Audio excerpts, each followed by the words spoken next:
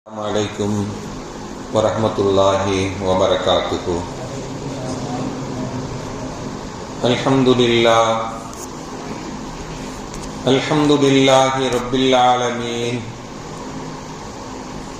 Wassalatu wassalamu ala ashrafil mursalin wa ala alihi wa sahbihi ajma'in. Amma ba'd. فقد قال الله تعالى في القرآن العظيم والفرقان المجيد أعوذ بالله من الشيطان الرجيم بسم الله الرحمن الرحيم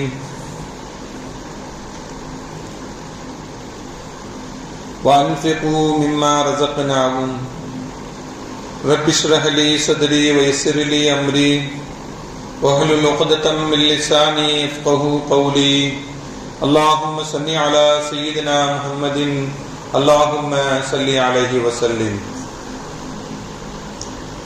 கண்ணியத்திற்கும் மரியாதைக்கும் உரிய அல்லாஹ்வின் நல்லடியார்களே, அருமையான சகோதர பெருமக்களே, அருமைநாயகம் முஹம்மது ஸல்லல்லாஹு அலைஹி வஸல்லம் உடைய பாக்கியம் நிறைந்த நல்லும்மத்துமார்களே, அருமையான பெருமக்களே, எந்த விஷயத்தை கேட்க இருக்கிறோமோ அந்த விஷயத்தின்படி அமல் செய்யக்கூடிய பாக்கியத்தினையும், கேட்ட விஷயங்களை பிறருக்கு எத்தி வைக்கக்கூடிய பாக்கியத்தினையும் அல்லாஹ் நம் அனைவருக்கும் வழங்கிடுவானாக.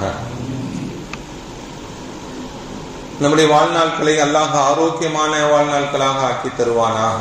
மருத்துவமனைகளுக்கு செல்லாத காலங்களாக ஆக்கி தருவானாக. மருத்துவமனை செலவினங்களிலிருந்து அல்லாஹ் நம் அனைவரையும் முழுமையான முறையில் பாதுகாப்பானாக. எல்லா விதமான ஆபத்துகள், விபத்துகள், பலாய் முசீபத்துகள், பரவக்கூடிய தொற்று நோய்கள், அனைத்து விதமான பாவ செயல்களிலிருந்தும் அல்லாஹ் நம் அனைவரையும் முழுமையான முறையில் பாதுகாத்து நிம்மதியான, அமைதியான, ராகத்தான, சந்தோஷமான, மகிழ்ச்சியான வாழ்க்கையை இந்த உலகத்திலும் நாளை மறு உலகத்திலும் அல்லாஹ் அளவில்லாமல் வழங்கிடுவானாக. நம்முடைய ஹலாலான ஹாஜத்துகள் அனைத்தையும் அல்லாஹ் நிறைவேற்றி தந்தர முடிவானாக என்று இந்த நல்ல நேரத்தில் துஆ செய்து துவங்குகிறேன். அருமையானவர்களே,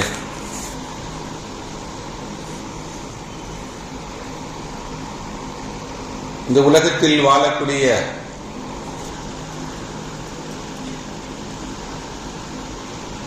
அல்லாஹ்வையும் அல்லாஹ்வுடைய ரசூலையும் ஏற்றுக்கொண்டு முஸ்லிம்களாக வாழக்கூடியவர்கள்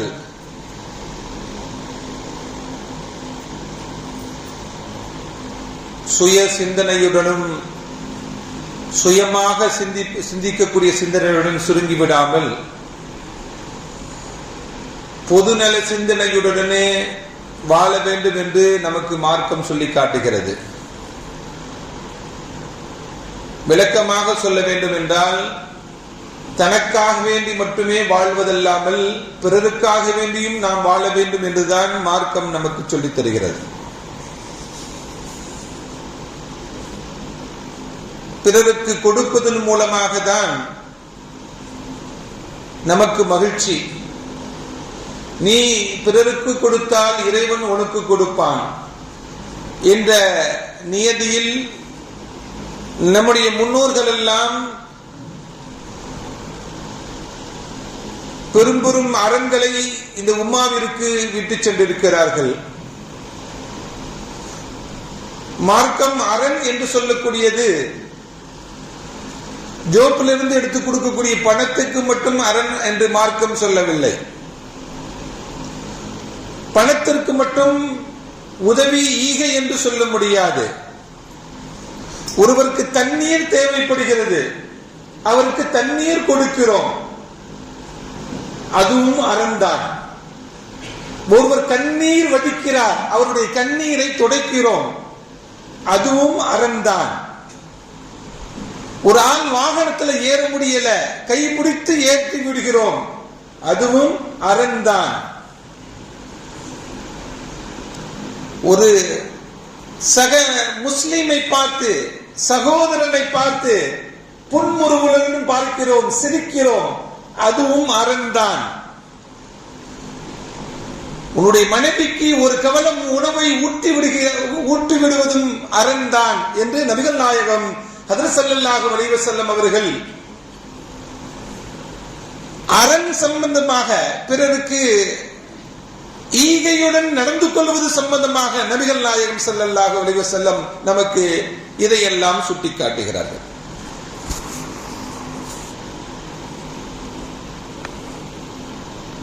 நபிகள் நாயகம் ஸல்லல்லாஹு அலைஹி வஸல்லம் அவங்க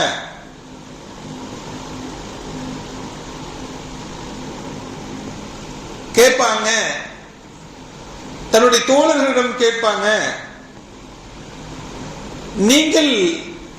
நீங்கள் சம்பாதித்தது உங்களுக்கு பிடிக்குமா அல்லது உங்களுடைய பிள்ளைகள் சம்பாதிப்பது உங்களுக்கு பிடிக்குமான்னு கேட்பாங்க. நீங்கள் சம்பாதிப்பது உங்களுக்கு பிடிக்குமா, உங்களுடைய பிள்ளைகள் சம்பாதிக்கக்கூடியது உங்களுக்கு பிடிக்குமா என்று நபிகள் நாயகம் ஸல்லல்லாஹு அலைஹி வஸல்லம் அவர்கள் கேட்பாங்க. அதுக்கு சஹாபாக்கள் சொல்லுவாங்க, யா ரசூலுல்லாஹ், எங்க பிள்ளைகள் சம்பாதித்து நாங்கள் பயன்படுத்துவதை விட நாங்கள் சம்பாதித்ததை நாங்கள் பயன்படுத்திக் கொள்வதற்கு நாங்கள் விரும்புகிறோம் என்று சொல்லுவாங்க. ஸல்லல்லாஹு அலைஹி வஸல்லம் சொல்லுவாங்க, நீங்கள் உங்களுக்காக வேண்டி எதை முன்வைத்து செலவு செய்தீர்களோ அதுதான் உங்களுக்கு நன்மையாக வந்து அடையும். அப்படி என்றால் என்ன? நீங்கள் எதை பிறருக்கு வழங்கி இருக்கிறீர்களோ அது நன்மையாக ஆக்கப்பட்டு அது மறுமை நாளையில் உங்களுக்கு நன்மையாக வந்து சேரும். அப்படின்னா அது சேவிங் அக்கௌண்ட்ல போய் சேர்ந்துருது. நீங்கள் எதை செலவு செய்யவில்லையோ அது உங்க அக்கௌண்ட்ல வராது. யாருக்கு போயிடும்? உங்களுக்கு வந்து சேராது, மற்றவர்களுக்கு போய் சேர்ந்து விடும். அப்படி என்றால் நாம் சம்பாதித்ததிலிருந்து பிறருக்கு கொடுத்தது மறுமைக்காக வேண்டி நமக்கு சேமிப்பாக அமைந்துவிடும். நாம் பிறருக்கு வழங்காதது நமக்கு சேமிப்பாக வந்து சேராது என்றுதான் நபிகள் நாயகம் ஸல்லல்லாஹு அலைஹி வஸல்லம் நமக்கு இந்த ஹதீஸின் மூலமாக சொல்லித்தரக்கூடிய பாடம். இந்த உலகத்தில் வாழக்கூடிய சமயத்திலேயே ஒரு புண்ணியமான ஏற்பாடுகளை நாம் செய்துவிட்டு இந்த உலகத்தை விட்டு பிரிய வேண்டும். அப்படி என்றால் நம்மிடம் எது இருக்கிறதோ அதை பிறருக்கும் கொடுத்து வாழணும். அது நமக்கு மறுமைக்கு பயன் அளிக்கக்கூடியதாக இருக்கும். நம்முடைய முன்னோர்கள் எல்லாம், உலகம் முழுவதும் வாழக்கூடிய நம்முடைய முஸ்லிம்கள், அவங்களுடைய முன்னோர்கள் எல்லாம் தான் கஷ்டப்பட்டு சம்பாதித்த பொருளை, செல்வத்தை இந்த உம்மாவில் இருக்கக்கூடியவர்களுக்கு, இந்த சமுதாயத்திற்கு பயன்பட வேண்டும் என்பதற்காக வேண்டி வக்ஃப் செய்து போயிட்டு போயிருக்காங்க. நாம் இந்த மஸ்ஜிதை எடுத்துக் கொள்வோம். கிட்டத்தட்ட 350 வருடங்களுக்கு நெருக்கமாக வக்ஃப் செய்யப்பட்ட இடம் இது. கிட்டத்தட்ட 350 வருடங்களுக்கு நெருக்கமாக, அப்ப 350 வருஷத்துக்கு முன்னாடி வக்ஃப் செய்யப்பட்ட இடம். 350 வருடங்களாக இது பள்ளியாக பயன்படுத்தப்படுகிறது. முஸ்லிம்களுடைய காரியங்களுக்காக வேண்டி பயன்படுத்தப்படுகிறது. யார் வக்ஃப் செய்தது என்றே நமக்கு தெரியாது. அவருடைய குடும்பத்தார்கள் என்று யார் என்று நமக்கு தெரியாது. ஆனால் இந்த பள்ளியில் எந்த நோக்கத்திற்காக வேண்டி இந்த பள்ளியை கட்டி வைத்துவிட்டு இந்த பள்ளிக்குண்டான நிலங்களையும் வக்ஃப் செய்துவிட்டு சென்றார்களோ அந்த வக்ஃப் நிலங்கள் எல்லாம் இன்றும் பயன்பாட்டில் இருந்து கொண்டிருக்கிறது. அவருடைய நோக்கங்கள், நாம் தொழுகக்கூடிய இந்த நேரங்கள் எல்லாம் அவருடைய நோக்கங்கள் நிறைவேற்றிக் கொண்டிருக்கின்றன. நீங்க உட்கார்ந்து ஒரு சுப்ஹானல்லாஹ் சொன்னாலும் அவருக்கு நன்மை போய் கிடைக்கும். இங்க ஒரு ரக்காத் நீ தொழுதாலும் அவர் 350 வருடங்களுக்கு முன்பாக வக்ஃப் செய்தவருக்கு அந்த நன்மை போய் கிடைக்கும். இங்க உட்கார்ந்து ஒரு குர்ஆன் ஆயத் ஓதினாலும் வக்ஃப் செய்தவருக்கு அந்த நன்மை போய் சேரும் அவருக்கு. அப்பனா இந்த உலகத்தில் பெரும் செல்வத்தை சம்பாதித்து விட்டு அப்படியே சென்று விடுவதல்ல, இந்த உம்மத்திற்காக வேண்டி அர்ப்பணித்து விட்டு சென்றவர்களுக்கு தான் மறுமையுடைய செல்வங்கள் எல்லாம் கிடைக்கும் என்பதை அருமையான பெருமக்களே நாம் நினைவில் வைத்துக் கொள்ள வேண்டும். சஅத் இப்னு அபி வக்காஸ் என்று சொல்லக்கூடிய ஒரு சஹாபி நோய்வாய்ப்பட்டு இருக்கிறார். கடுமையான நோயை பீதிக்கப்பட்டிருக்கிறார். ஸல்லல்லாஹு அலைஹி வஸல்லம் அவர்கள் நோய் நலம் விசாரிப்பதற்காக வேண்டி செல்கிறார்கள். அப்ப சஅத் இப்னு அபி வக்காஸ் ரலியல்லாஹு தஆலா சொன்னாங்க, யா ரசூலல்லாஹ் இன்னீ து மாலின், எனக்கு நிறைய செல்வங்கள் இருக்கிறது யா ரசூலல்லாஹ், வசதி வாய்ப்புகள் இருக்கிறது எனக்கு. வலா யரிதுனி இல்லா இப்னா, எனக்கு ஒரே ஒரு பொம்பளை புள்ள தான் அப்படின்னு சொன்னாங்க. எனக்கு ஒரே ஒரு பொம்பளை புள்ள தான், ஆனா செல்வங்கள் நிறைய இருக்கு, சொத்து நிறைய இருக்கு. அப்ப தசத்தகுன மாலி, என்னுடைய செல்வத்தை நான் தர்மம் செய்து விடுகிறேன் என்று சஅத் இப்னு அபீ வக்காஸ் ரலியல்லாஹு தஆலா அன்ஹு சொன்னாங்க. என்னுடைய பிள்ளைக்கு மட்டும் கொஞ்சோன்னு வச்சுட்டு மீதி எல்லாம் நான் தர்மம் செய்து விடுகிறேன், அல்லாஹ்வுக்காக வக்ஃப் செய்து விடுகிறேன் என்று சொன்னாங்க. ஸல்லல்லாஹு அலைஹி வஸல்லம் சொன்னாங்க, உன்னுடைய வாரிசை, உன்னுடைய குழந்தையை, உன்னுடைய பிள்ளையை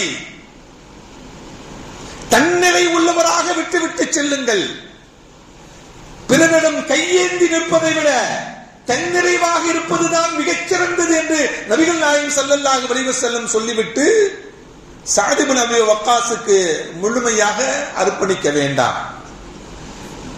அவர் சொன்னாரு, சுலுஸைய, மூன்றில் ஒரு பங்கை நான் அல்லாஹ்வுக்காக அர்ப்பணித்து விடுகிறேன் யா ரசூலல்லாஹ். என்னுடைய சொத்திலிருந்து மூன்றில் 2 பங்கு, மூன்றில் 2 பங்கை நான் என்ன பண்றேன், 3 டிவைட் பண்ணி 2 பாகத்தை கொடுக்கிறது அல்லாஹ்வுக்காக சொன்னார். ஸல்லல்லாஹு அலைஹி வஸல்லம் வேணா அது சொன்னார் அவரு, சத்துரு பாதியாக நான் கொடுத்துறேன், சமப்பாக எனக்கு என் பிள்ளைக்கு பாதியை அல்லாஹ்வுக்காக நான் அர்ப்பணிக்கிறேன் என்றார். அப்பயும் ஸல்லல்லாஹு அலைஹி வஸல்லம் வேணான்னு சொன்னார். அஸ்ஸுலுஸு அப்படின்னாங்க ஸல்லல்லாஹு அலைஹி வஸல்லம், அவரு மூன்றில் ஒரு பகுதியை நான் என்ன பண்றேன், கொடுக்கிறேன். ஸல்லல்லாஹு அலைஹி வஸல்லம் அஸ்ஸுலுஸு கஸீரா, மூன்றில் ஒரு பகுதி என்பதும் அதிகம்தான் என்று சொன்னாங்க. ஏனென்றால் இவர் சம்பாதித்ததிலிருந்து எல்லாத்தையும் தானமாக கொடுத்துட்டா வாரிசு ஏழையாக ஆகிவிடும், அப்படியும் விட்டுட்டு போக கூடாது, அர்ப்பணிப்பும் செய்ய வேண்டும் என்ற முறையையும் ஸல்லல்லாஹு அலைஹி வஸல்லம் கற்றுக் கொடுத்திருக்கிறாங்க.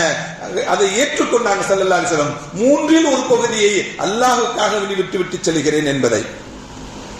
அருமையான பெருமக்களே, இப்படி சஹாபாக்களை தான் ஸல்லல்லாஹு அலைஹி வஸல்லம் உருவாக்கி விட்டு சென்றிருக்கிறார்கள். அர்ப்பணிக்கக்கூடிய சஹாபிகளை தான் ஸல்லல்லாஹு அலைஹி வஸல்லம் விட்டு விட்டு சென்றிருக்கிறார்கள்.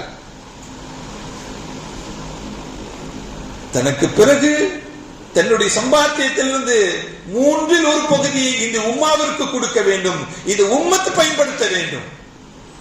இந்த உம்மத்து எந்த நிலையிலையும் கஷ்டத்திலையும் சிரமத்திலையும் ஆகிவிடக் கூடாது, யாரிடமும் கையேந்தி விடக்கூடாது இந்த உம்மத் என்பதற்காக வேண்டி தான் சம்பாதித்ததிலிருந்து, தான் கஷ்டப்பட்டதிலிருந்து, தான் சிரமப்பட்டதிலிருந்து 1/3 என்ன பண்றாங்க, அர்ப்பணிப்பு செய்ய இந்த சஹாபாக்கள் முன் வந்தார்கள் என்பதுதான் இந்த நிகழ்ச்சி நமக்கு சொல்லித் தருகிறது.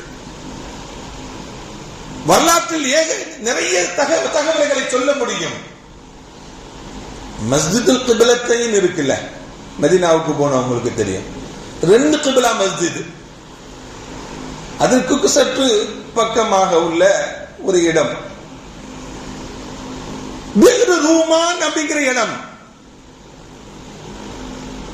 மதீனாவுக்கு முஸ்லிம்கள் வந்த சமயத்தில் குடி தண்ணீர் தட்டுப்பாடு, குடிப்பதற்கு சுவையாக குடிப்பதற்கு தண்ணீர் இல்லை, சிரமப்பட்டுதான் நீண்ட தூரம் மதீனாவுடைய எல்லையை தாண்டி தான் என்ன பண்ணணும், தண்ணீர் எடுத்து வர வேண்டும் என்ற சூழ்நிலை எல்லாம் ஏற்பட்ட பொழுது மஸ்ஜித் கிப்லத்தைனும் மதீனாவுடைய அவுற்று பகுதியில தான் இருக்கு. அந்த சுவையான பிர் ரூமான் அப்படிங்கிற அந்த கிணற்றை ஸல்லல்லாஹு அலைஹி வஸல்லம் சுவையான குடிநீருக்கு தரக்கூடிய அந்த கிணறு ஸல்லல்லாஹு அலைஹி வஸல்லம் சொன்னாங்க, மன் ஹஃபர ரூமா, யார் ஒருவர் அந்த ரூமாவை எடுத்து தருகிறார்களோ, கிணற்றுக்காக எடுத்து தருகிறார்களோ, ஃபலஹு அல் ஜன்ன, அவருக்கு சொர்க்கத்தை பெற்றுத் தருவதில் நான் பொறுப்பேற்றுக் கொள்கிறேன் என்று சொன்னாங்க ஸல்லல்லாஹு அலைஹி வஸல்லம். ஃபலஹு அல் ஜன்ன, அவருக்கு சொர்க்கத்தை பெற்றுத் தருவதில் நான் பொறுப்பேற்றுக் கொள்கிறேன் என்று சொன்னாங்க ஸல்லல்லாஹு அலைஹி வஸல்லம். அப்பனா மக்களுக்கு பிரச்சனை குடிநீர் தேவை, அந்த பிரச்சனையை நீக்குவதற்கு யார் முன் வருகிறாரோ அவருக்கு சொர்க்கமே கிடைக்கும் என்கிறாங்க ஸல்லல்லாஹு அலைஹி வஸல்லம்.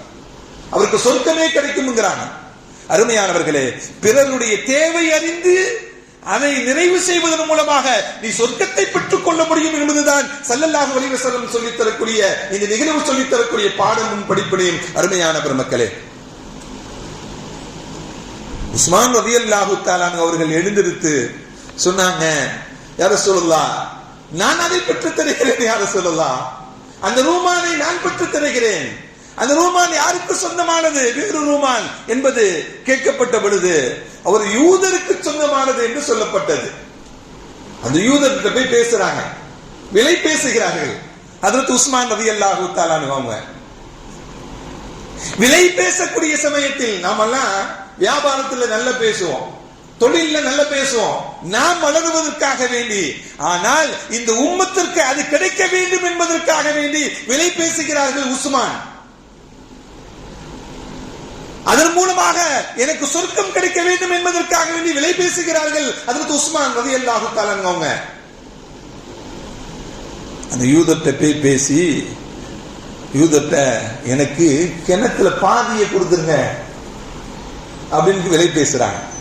முழுசா கேட்டா கொடுக்க மாட்டார். ஏன்னா அதுல எல்லாருக்கும் தண்ணீர் கொடுத்து அவர் சம்பாதிச்சுக்கிட்டு தண்ணி அப்படியே விலை பேசி வித்துட்டு இருந்திருக்கான் அவங்களுக்கு. அதில் தண்ணீரை பிறருக்கு கொடுத்து சம்பாதித்துக் கொண்டிருந்தார். வருமானம் பெற்று விடணும்னு நினைக்க கூடாது, நான் கொடுக்க மாட்டேன்னு சொல்லக்கூடாது. எனக்கு பாதியை கொடுங்க, பாதியை நீங்க வச்சுக்கோங்க. இந்த டீல் நல்லா இருக்குன்னு நினைக்கிறார் அவரு. இன்னொரு ஐடியாவும் சொல்றாங்க, ஒரு நாள் நான் பயன்படுத்திக் கொள்கிறேன், இன்னொரு நாள் நீங்கள் பயன்படுத்திக் கொள்ளுங்கள். இதுவும் நல்லா தான் இருக்கு. நான் பயன்படுத்திக் கொள்ளக்கூடிய சமயத்தில் நீங்கள் பயன்படுத்தக்கூடாது, நீங்கள் பயன்படுத்தக்கூடிய நாளையில் நான் பயன்படுத்த மாட்டேன். நீங்கள் பயன்படுத்தக்கூடிய நாளில் நீங்கள் மக்களுக்கு பிறருக்கு விற்றுக் கொள்ளுங்கள் தண்ணீரை, அதுல எனக்கு எந்த விதமான ஆட்சேபனையும் இல்லை அப்படின்னு சொல்லிட்டு அதற்குண்டான பணத்தை கொடுத்து கிணற்றில் பாதி பகுதியை விலைக்கு வாங்கி இந்த உம்மாவிற்கு அர்ப்பணம் செய்கிறார்கள், இந்த சமுதாயத்திற்கு அர்ப்பணம் செய்கிறாங்க. முஸ்லிம்கள் எல்லோரும் அதில் எடுத்துக் கொள்ளுங்கள், ஃப்ரீ காஸ்ட், பணம் இல்ல, ஃப்ரீ, பணம் காசு இல்லாமல் தண்ணீரை எடுத்துக் கொள்ளுங்கள். உஸ்மான் ரலியல்லாஹு தஆலா அர்ப்பணிச்சாங்க. எல்லாருமே முஸ்லிம்கள் நான் முஸ்லிம்கள் எல்லாரும் அந்த தண்ணியை பயன்படுத்திக்கிட்டாங்க. அந்த ஃப்ரீயா கிடைக்கும் பொழுது மறுநாள் அவன் நின்று காசுக்கு சம்பாதிக்கணும்னு நினைக்கிறான், அவனுக்கு யாருமே போகல, ஏமாந்த சூழ்நிலையில நிக்கிறான், என்ன செய்யுதுன்னு தெரியல நிக்கிறான். ஆனா கிணற்றுடைய முழு பகுதி காசையும் கொடுத்து கிணற்றை வாங்கி இருக்கிறாங்க. ஆனா அவன் கொடுத்தது, அவன்கிட்ட டீல் பண்ணது பாதி கிணறு, ஒப்பந்தம் இல்ல, ஒரு நாள் எனக்கும் ஒரு நாள் உனக்கும் என்பது. யாருமே தண்ணி எடுக்காம அவனுக்கு வருமானம் இல்லாம போனப்ப யார்ட்டாச்சும் திருப்பியும் உஸ்மான் டீல் கொடுத்துடணும்னு நினைக்கிறான். உஸ்மான் திருப்பியும் டீல் பண்றாங்க. பண்ணப்ப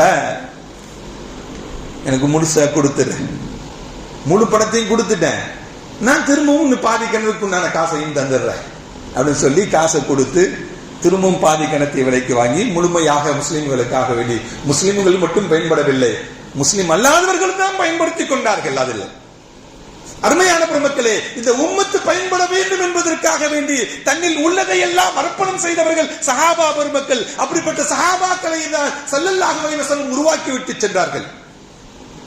அந்த உம்மத்து வழியாக வந்தவர்கள் தான் உலகத்தில் இருக்கக்கூடிய அனைத்து வக்ஃபுகளையும் செய்த பெருமக்கள் அவர்கள் எல்லாம் நம்முடைய முன்னோர்கள். உஸ்மான் ரலியல்லாஹு தஆலா அவர்கள் எவ்வளவு திருகத்துக்கு வாங்கினாங்க தெரியுமா? 40,000 திருகத்திற்கு அந்த கிணத்தை விலைக்கு வாங்கினாங்க. 40,000 பணம் இன்னைக்கு பெருசு, ஆனா 40,000 திருகத்துக்கு அந்த கிணத்தை வாங்கி இந்த உம்மாவிற்கு அர்ப்பணம் செஞ்சாங்க. கிட்டத்தட்ட அவர்கள் வாங்கி அன்றைய மதிப்பை விட 10 மடங்கு அதிகம். அப்புறம் 4,000 திருகம் தான் வேல்யூ அன்னைக்கு, 40,000 திருகம் கொடுத்து வாங்கினாங்க. அருமையான பெருமக்களே, இப்படி அர்ப்பணம் செய்தவர்கள், அறம் செய்தவர்கள், ஈகை குணத்துடன் வாழ்ந்தவர்கள் இஸ்லாமிய பெருமக்கள்.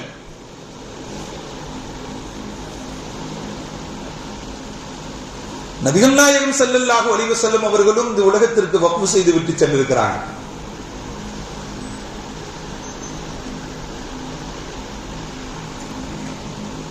அன்ன ரஜுலம் மினல் அஹ்பாரில் யஹூத், ஒரு யூத ஃபாதர் ஒரு ஆள் இருந்தார், யூத மத அறிஞர் ஒரு ஆள் இருந்தார்.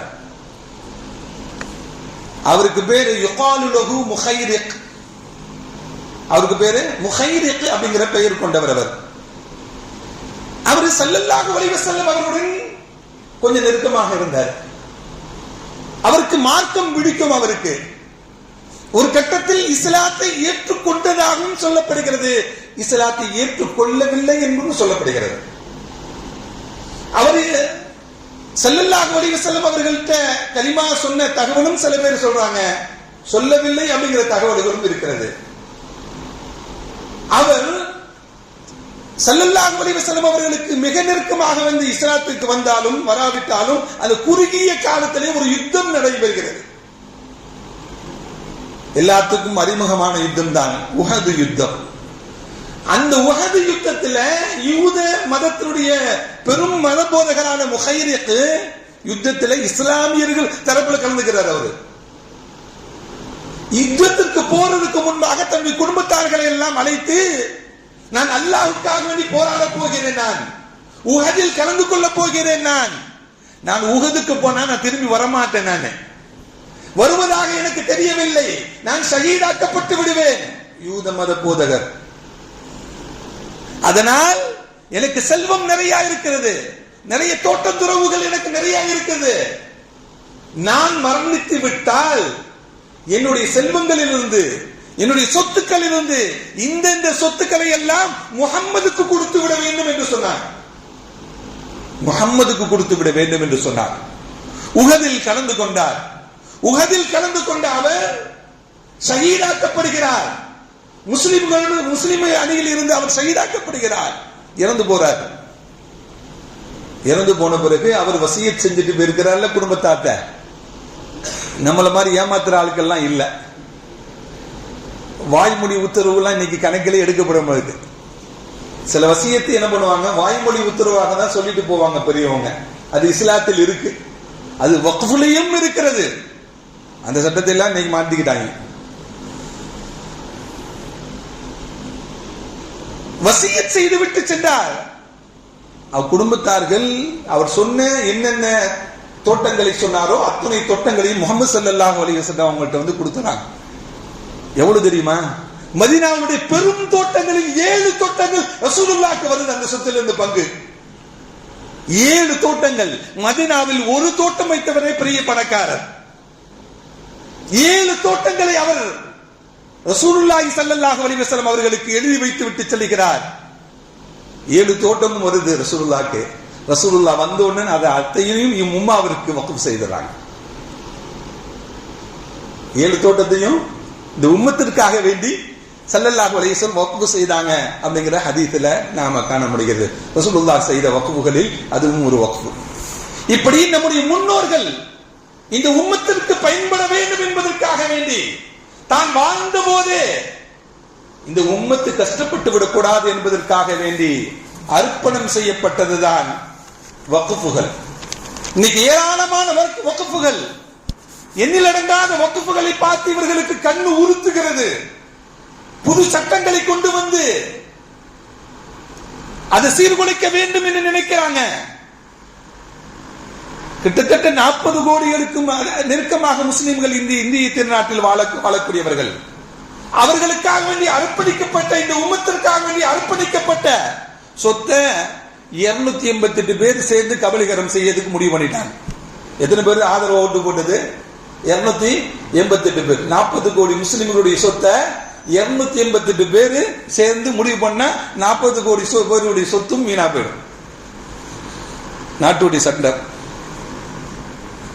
அருமையான பெருமக்களே, 7 லட்சத்திற்கும் அதிகமாக இந்தியாவில் இருக்கக்கூடிய இஸ்லாமிய வக்ஃப் சொத்துக்கள், தமிழகத்தில் மட்டும் 60,000 சொத்துக்கள் தமிழகத்தில் மட்டும் இருக்கிறது.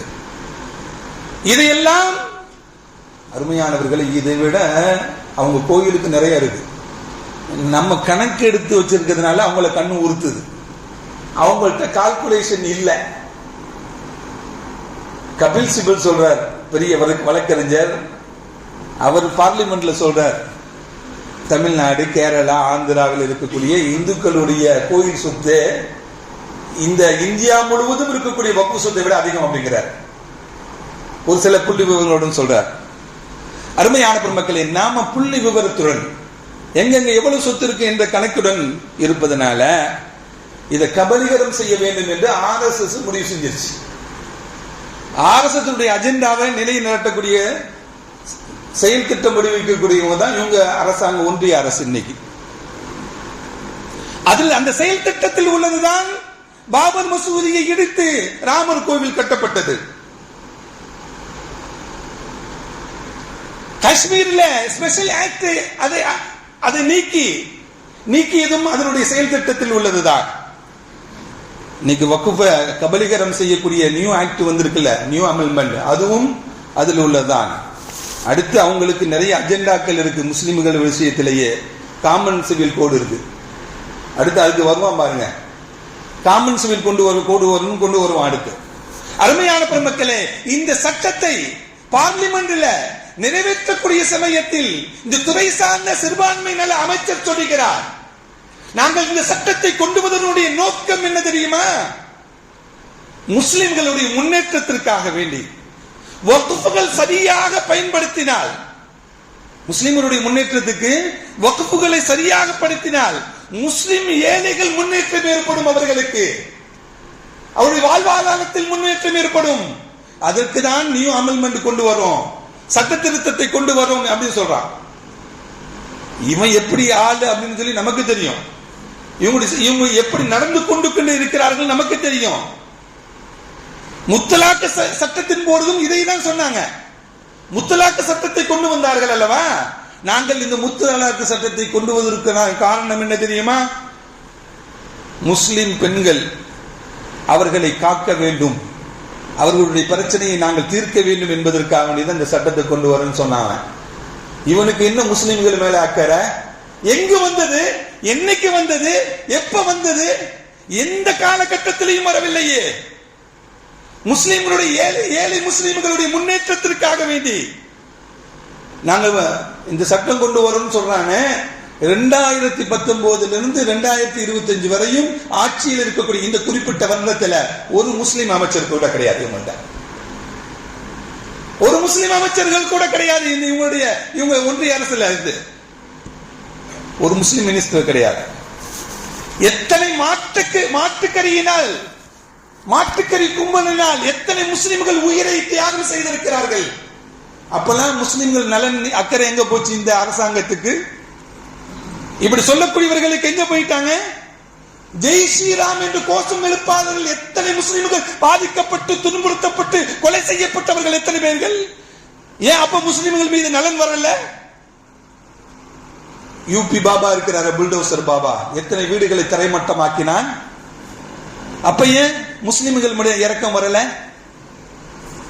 அருமையான பெருமக்களே, இவர்கள் சொல்வதெல்லாம் பொய்யுரைக்கிறார்கள். முஸ்லிம்களுடைய நலனுக்காக வேண்டி நாங்கள் சட்ட திருத்தத்தை ஏற்படுத்துகிறோம் என்று சொன்னாங்க. அவர்கள் சொல்வதெல்லாம் பொய். எந்த கட்டத்திலும் முஸ்லிம்களுக்கு உறுதுணையாக இல்லை. எந்த கட்டத்திலும் முஸ்லிம்களுக்கு வாழ்வாதாரத்தை முன்னேற்றத்துக்கு எந்த நிலையிலும் நமக்கு உதவியாக இல்லை என்பதை நாம் நினைவில் வைத்துக் கொள்ள வேண்டும். அருமையான பெருமக்களே, இதுல நிறைய பிரச்சனைகள் கொண்டு வந்த சட்டத்தில நிறைய பிரச்சனைகள் இருக்கு. 44 திருத்தம் அப்படிங்கிறான். ஆனா அவன் கொண்டு வந்து 115 திருத்தங்களை கொண்டு வந்திருக்கிறான். திருத்தம் அப்படின்னு அவன் சொல்றது 44 திருத்தங்களை கொண்டு வந்திருக்கோம் அப்படிங்கிறான். 115 திருத்தங்கள் மொத்தம். எப்படி 115 அப்படின்னா 33 புது சட்டங்களை கொண்டு வந்திருக்கான். அதுல 45 விதி மாற்றங்களை கொண்டு வந்திருக்கிறான். 37 விதிகளை அகற்றி இருக்கிறார். ஆக மொத்தம் 115 மாற்றங்கள் வக்ஃபுடைய சட்டங்கள்ல ஏற்படுத்தி வச்சிருக்கிறார். அருமையான பெருமக்களே, நம்முடைய முன்னோர்கள் எல்லாம் ஒரு பொருளை, ஒரு வஸ்துவை வக்ஃபு செய்தார்கள் என்றால் எந்த நோக்கத்திற்காக வேண்டி செய்தார்களோ அந்த நோக்கத்திற்கு மட்டும்தான் பயன்படுத்த முடியும். ஒரு ஆளுக்கு ஒரு விரிப்பு வாங்கி கொடுக்கிறார் தொழுகுவதற்காக வேண்டி, அது தொழுவதற்கு மட்டும்தான் பயன்படுத்த வேண்டும், வேறு காரியத்துக்கு பயன்படுத்த கூடாது. அது வக்ஃபுடைய நோக்கம் நிறைவேற வேண்டும், அதுதான் ஷரத்து. அதுல இறை சொத்து அதை யார் கபலகரம் செய்ய வேண்டும் என்று இருக்கிறார்களோ அவர்கள் அணிந்து விடுவார்கள், அவர்களுக்கு குலநாசம் ஏற்படும். மாற்றார்களும் வேற வார்த்தைகளை கொண்டு சொல்வார்கள். அந்த சொத்தை உள்ளவரை எடுத்தவங்க குலநாசம் ஏற்பட்டு விடும் சொல்லுவாங்க. நாம் சொல்கிறோம், இறைவனுடைய சொத்தை கை வைத்தவர்களுக்கு இறைவன் சும்மா விட மாட்டான். இறைவன் சும்மா விட மாட்டான். அல்லாஹ்வுடைய சொத்து. ஒரு மனிதன் ஒரு சொத்தை வக்ஃப் செய்து விட்டார் என்றால் அந்த சொத்தை பராமரிப்பதற்கு தான் நமக்கு கடமை. அது ஒரு முத்தவலியாக இருக்கட்டும், ஒரு கமிட்டியாக இருக்கட்டும், அதை பராமரிக்க தான் முடியுமே தவிர அதை விற்பதற்கும் யாருக்கும் கொடுப்பதற்கும் யாருக்கும் அனுமதி இல்லை. அது அல்லாஹ்வுக்குரியது. அது கியாமத் நாள் வரையும் அது வக்ஃபாக இருக்கணும். கியாமத் நாள் வரையும் அது வக்ஃபாக தான் இருக்க முடியும். அது எந்த மாற்றமும் இருக்கக்கூடாது. அந்த நோக்கங்களும் நிறைவேற வேண்டும். அருமையான பெருமக்களே, இப்படி சட்டங்களை இயற்றி நம்முடைய வக்ஃப் சொத்துக்களை கபலீகரம் செய்யக்கூடிய நினைக்கக்கூடியவர்களுக்கு அல்லாஹுதான் அவனுடைய புறத்திலிருந்து தகுந்ததை கொடுக்க வேண்டும் என்று இந்த நல்ல நேரத்தில் சொல்லிக்கொண்டு, நம்ம வக்ஃப் வாரியத்தினுடைய சேர்மன் கூட ஒரு அறிக்கை விட்டிருக்கிறார்கள். என்ன அறிக்கை அப்படின்னா, இப்படி ஒரு சட்டத்தை நம் முன் ஏற்றி விட்டார்கள், நாம என்ன செய்யணும்? நம்முடைய முன்னோர்களுடைய நோக்கங்கள் நிறைவேற வேண்டும். அதனால் நம்மிடம் இருக்கக்கூடிய வக்ஃப் நிலங்கள் காலியாக இருக்கக்கூடியதை காலியாக விட்டுறாதீங்க. அது சமுதாயத்திற்கு பயன்பாட்டுக்கு கொண்டு வாங்க. அது பயன்பாட்டில் இருந்தால் அது பயன்பாட்டுக்காக வேண்டியே இருந்து கொண்டே இருக்கும். இன்னைக்கு எவ்வளவு காலி இடங்கள் ஒண்ணுமே இல்லாம நம்ம பள்ளியில தான் இருக்கு. நம்முடைய நிர்வாகமும் தான் அதை முன்னெடுக்க வேண்டும். நல்லா அதை முன்னெடுத்து நாம் வாழக்கூடிய இந்த மக்களுக்காக பிரயோஜனத்தை ஏற்படுத்தக்கூடிய சூழ்நிலை அல்லாஹ் ஏற்படுத்தி தந்தருவானாக. அல்ஹம்துலில்லாஹி ரப்பில் ஆலமீன். அஸ்ஸலாமு அலைக்கும் வரஹ்மத்துல்லாஹி வபரகாத்துஹு.